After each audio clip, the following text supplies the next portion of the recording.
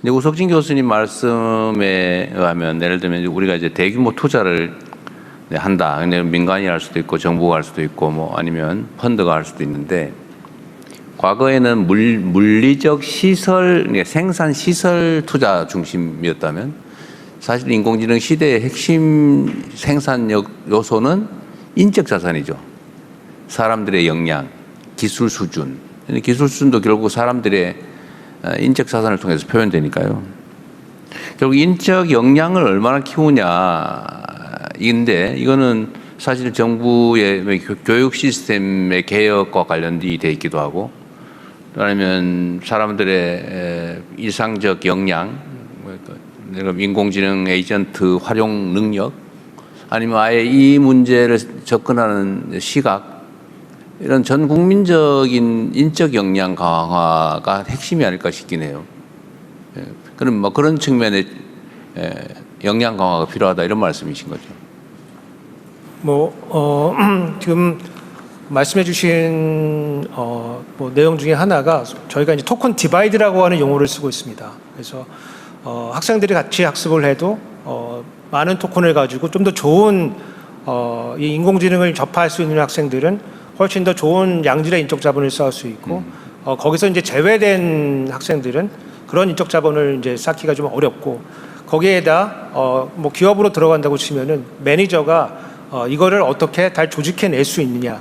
예컨대 의사결정 시스템이 옛날 그대로인데 여기다 인공지능을 아무리 집어넣어 봐야 사실은 큰 생산성의 그 재고를 기대하기 좀 어렵거든요. 그래서 이런 문화 자체가 이제 바뀌는 이제 그런 무형 자본, 특히 조직 자본의 그 재고도 필요한 지점이다 이렇게 보고 있습니다.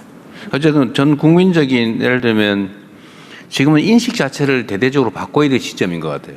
그러니까 이거를 뭐 특정 지역의 특정 사람들에게 아무리 강조를 한다고 해도 그건 제한 좀 한계가 좀 뚜렷한데 이제는 세상이 완전히 바뀌었다. 그러니까 사람들의 사고 능력을 가지고 세상을 만들어 나가던 시대에서 이제는 인공지능을 통해서 인간 지능 이상의 역량을 발휘하는 시대가 이제는 이미 도래하고 있잖아요, 그죠?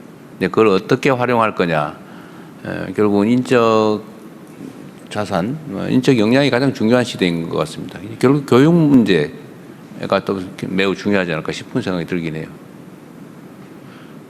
네, 대통령께서 말씀하신 인재 육성이나 인적 역량 강화에 대해서 혹시 이게 교육부 장관님이나 고용부 장관님, 노동장에 혹시 발언하실 기회 있으실까요? 별로 안 하고 싶은 모양인데 총리께서 하십시오 대신. 네. 아까 말씀 주신 부분에서 이제 AI 행정 관련된 AX 말씀을 드리는 이유 중에 하나는 사실은 AI를 도입한다는 그 사실 자체도 있지만 AI를 도입하게 됨으로써 저희가 변화되는 여러 가지들이 있습니다. 일단 일하는 방식이 변화되고 또 생각하는 방식이 변화되고 그리고 저는 AI라고 하는 것을 써보시면 아시겠지만 이게 학습해가지 않습니까? 계속 발전하고 그러니까 누군가의 정보가 합쳐져서 내가 넣은 정보가 다른 사람도 같이 넣어서 이게 한꺼번에 모든 정보들이 모이면서 계속 발전해가고 그럴수록 시간이 지날수록 훨씬 더 좋아지는 거여서 이 누적되고 더해지는 조직자본이라는 것을 어떻게 우리가 만들어 갈 것인가라는 생각을 합니다.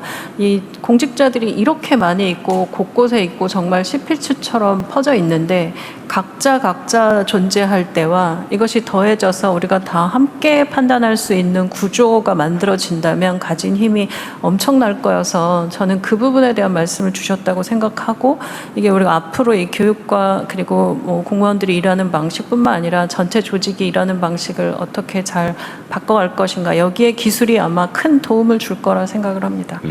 그러니까 앞으로는 우리가 이제 모두의 AI 정책을 지금 추진하고 있는데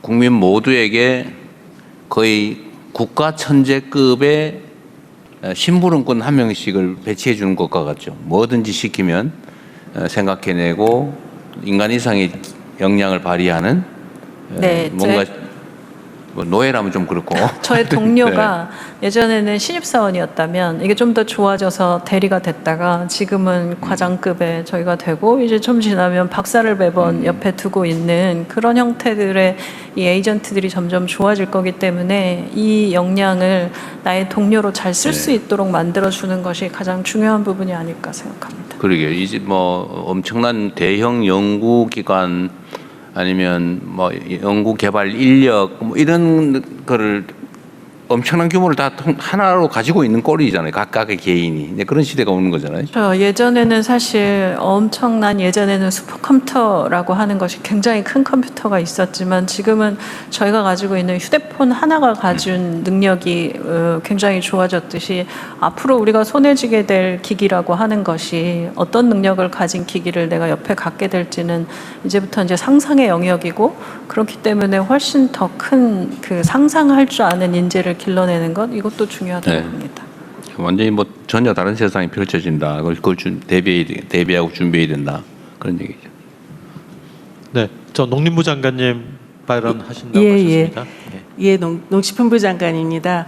아까 우리 기후부 장관님 이제 전력하고 용수에 대해서 말씀을 하셨는데 용수 같은 경우에 우리 농업 용수도 통합적으로 이용을 하게 됩니다. 그런 경우에 우리 농업계에서는 걱정이 좀 있는 걸 잘 알고 계실 겁니다. 그래서 그 농업의 특성상 이게 계절적으로 막 써야 되는 기간이 있고 또 가무량에 따라서 용수가 부족하거나 남거나 이런 상황이기 때문에 우리 농업인들이 걱정을 하시는데 저희가 대체 시설을 좀 갖추어서 우리 농업 용수를 이용하시는 데는 전혀 문제가 없도록 하겠다라는 것을 좀 우리 정부 차원에서 다시 한번 알려드리고 싶고 특히 이제 이럴 때 또 수질도 문제가 될 수 있거든요. 그래서 오히려 이 기회에 노후된 수리 시설을 우리가 잘 정비해서 수량이나 수질적으로 우리 농업 생산하는데 아무 문제 없이 오히려 더 업그레이드 할 수 있도록 하겠다라는 것을 좀 이 기회를 들여서 말씀을 드리겠습니다. 농림부 장관이 책임을 지도록 하세요. 네, 그렇게 하겠습니다.